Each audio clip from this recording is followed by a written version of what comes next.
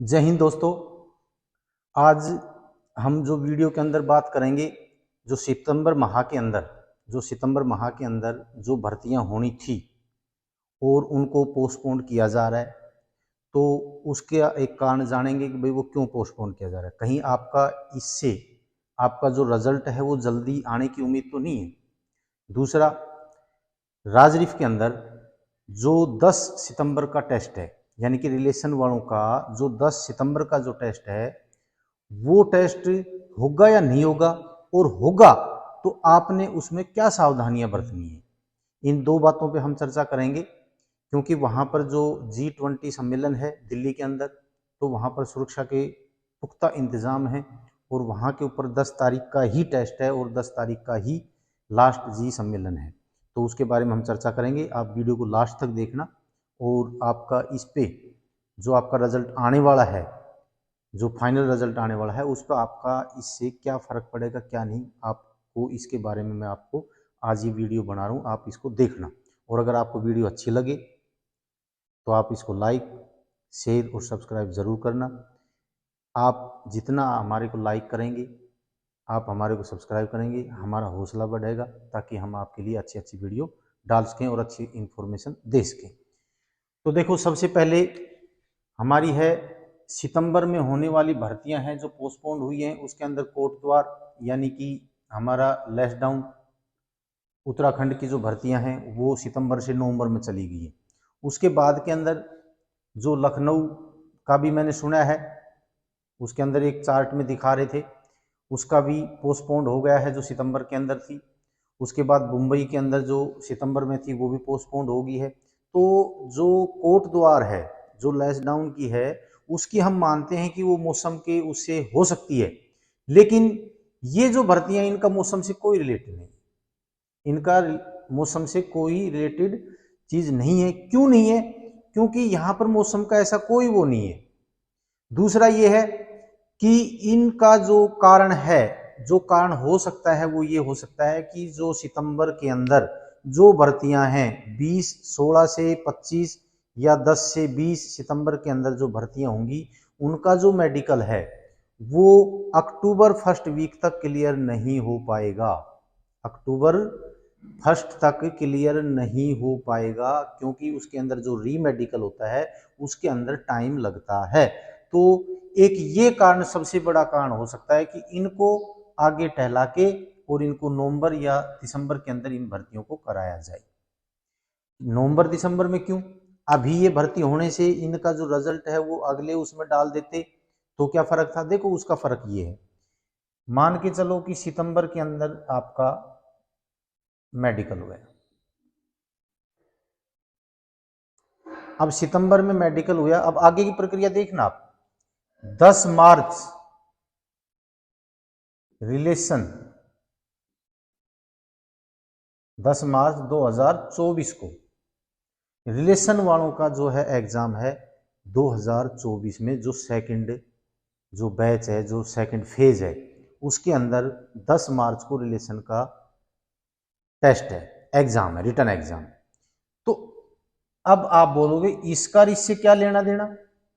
अब इसका लेना देना यह है कि अगर सितंबर में आपका मेडिकल होता है तो इस 10 मार्च के हिसाब से आपकी जो ज्वाइनिंग होगी अगले फेज की, जो सेकंड फेज की, वो 1 मई को, यानी 1 मई के उसमें, यानी मार्च अप्रैल में ज्वाइनिंग होगी और मई के अंदर आपकी ट्रेनिंग स्टार्ट होगी।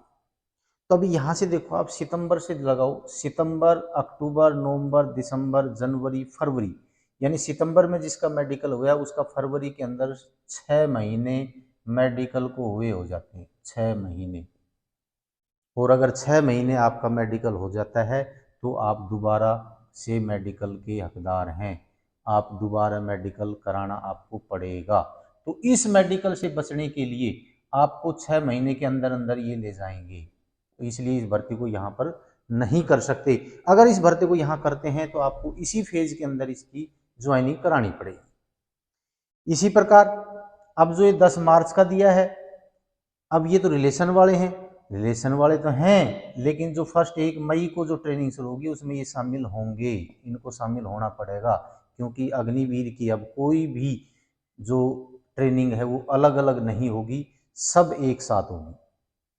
अगर 1 मई से स्टार्ट है तो पूरे भारत में जो भी अग्निवीर के जो जवान हैं, जो अग्निवीर लगे हैं, उनकी जो सबकी ज्वाइनिंग है 1 मई से ही स्टार्ट होगी, हर एक सेंटर के अंदर, इसमें कोई शक नहीं है। अभी जो फर्स्ट फेज की है, वो जो ज्वाइनिंग है वो 1 नवंबर, एक जो ट्रेनिंग है वो 1 नवंबर के लगभग स्टार्ट है, 1 नवंबर पे। तो यहां 1 नवंबर को सभी सेंटरों में 1 नवंबर से ही स्टार्ट होगी, वो 1 नवंबर से ही सभी सेंटरों में स्टार्ट होगी। तो इसलिए ये जो भर्तियां अगर पोस्टपोन्ड हो रही हैं तो आपका रिजल्ट 10 सितंबर तक तो आने का कोई चांस ही नहीं है, क्योंकि जो G20 सम्मेलन चला हुआ है इसमें सब कुछ बिजी है, इसके बाद में 15 के बाद में कभी भी आ सकता है। अगर ये पोस्टपोन्ड 1-2 भर्ती और हैं सितंबर की, अगर वो भी पोस्टपोन्ड होती हैं तो, नहीं तो आपका जो रिजल्ट आएगा वो अक्टूबर के फर्स्ट में ही आएगा। अभी ये थोड़े से जो 15 के चांस बढ़ते जा रहे हैं, क्योंकि सितंबर की जो भर्तियां हैं उनको पोस्टपोन्ड किया जा रहा है धीरे धीरे करके।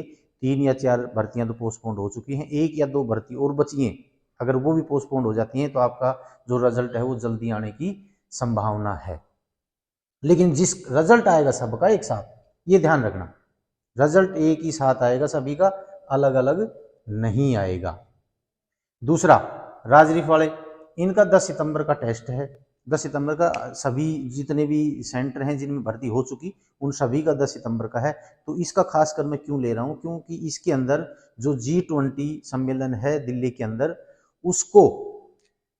उसकी वजह से आपको क्या परेशानी आएंगी।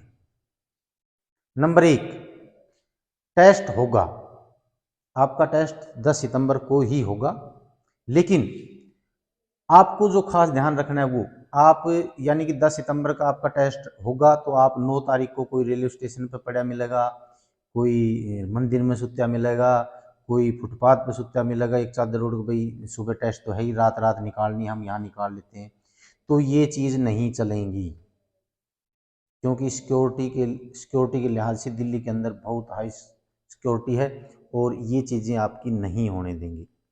तो इसके लिए आपको, मैं तो आपकी सुविधा के लिए बता रहा हूँ कि आपको कहीं ना कहीं आपकी रिश्तेदारी या कोई ऐसा जगह देखनी पड़ेगी, उसके अंदर आपको एक दिन पहले वहाँ आपको जाना पड़ेगा, और जितना हो सके आप सेंटर के नज़दीक जाओ, ताकि आप उठ के सुबह 4 बजे या 5 बजे उसके अंदर हो जाओ और आप किसी भी परेशानी से बच सको।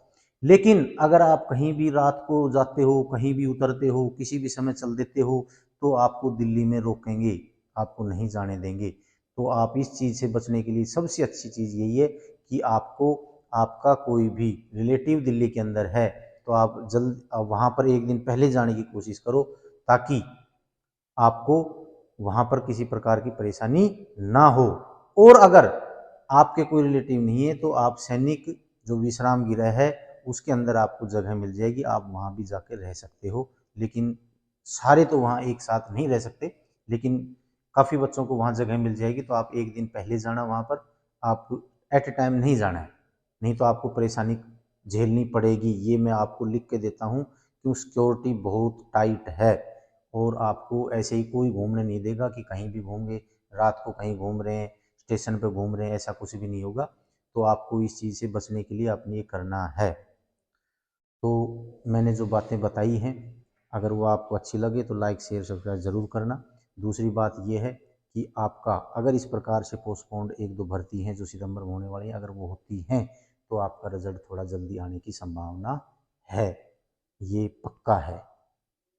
बाकी मैंने आपको इतना ही बताना था। जय हिंद, जय भारत।